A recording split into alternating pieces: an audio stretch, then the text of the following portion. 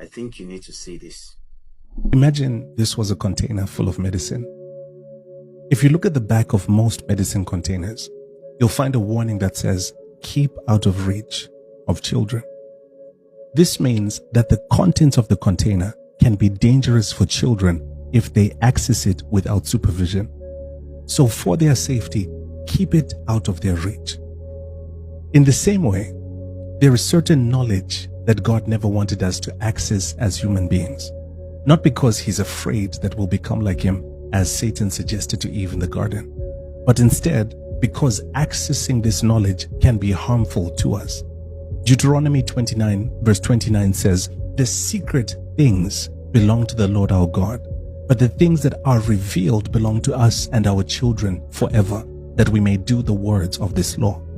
This means that there is knowledge that God gives us, and he reveals it to us to help us fulfill his will and progress in our lives. But then there's knowledge that's explicitly for God's knowing. It's not for us. That's why it's called secret. It's not meant to be known by us. Just as God never intended for Adam or Eve to know what evil was. He preferred to keep that knowledge out of their reach because its contents were harmful. Think about it. When God created man, they didn't know what evil was. All they knew was God's goodness.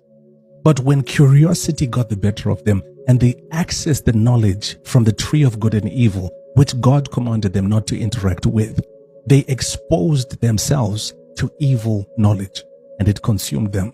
Genesis 6 verse 5 says that man became very evil. And let me explain something.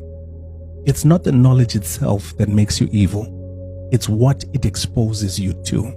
There's a question that God asked Adam after he ate from the tree in Genesis 3 verse 11. And this explains what happens when you interact with unsanctioned knowledge. He asked him, "Who told you that you are naked? Have you eaten from the tree which I commanded you not to?" The term naked means without a covering. So when you indulge in knowledge that's foreign to what God said, you expose yourself spiritually by removing yourself from the covering of God's word. And when you expose yourself spiritually and you operate outside of the parameters of God's covering, you become susceptible to deception. If God reveals it to you, it's to progress you. But if he puts it out of your reach, it's for your protection.